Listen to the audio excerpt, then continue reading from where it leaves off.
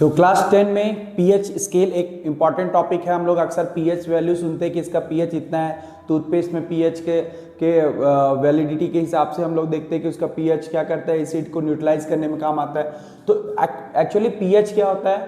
तो pH is a power of hydrogen ion को show करने वाला एक स्केल होता है, ठीक है। तो that is it is a scale which is used to measure the strength of acid and base by measuring hydrogen ion concentration, ठीक है। तो यहां देख, तो ये क्या है?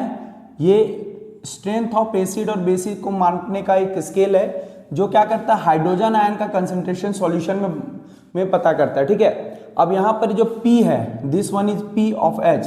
तो ये P जो है, एक्चुअली P क्या स्टैंड फॉर पोटेंज, और पोटेंज क्या है हम लोग का? एक जर्मन मीनिंग है, जर्मन वर्ड है जिसका मतलब क्या होता है? पावर, ठीक है। तो ये हाइड्रोजन आयन का पावर को दिखाता है। जितना ज्यादा हाइड्रोजन आयन होगा, स्ट्रॉन्ग होगा, उतने ही वो क्या होगा? स्ट्रॉन्ग एसिड होगा, ठीक है। और हाइड्रोजन आयन का कंसंट्रेशन जितना कम होगा वो वीक एसिड होता है, ठीक है।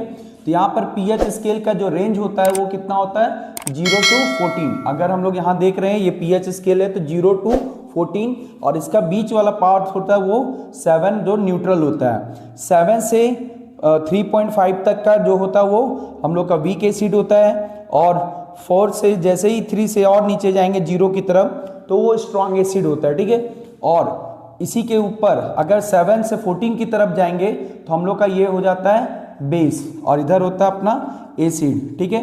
तो इधर जाने पे एसिड, इधर जाने पे बेस। तो बेस में 7 से जैसे जैसे ऊपर जाएंगे वो स्ट्रॉन्ग बेस बनते जाएगा।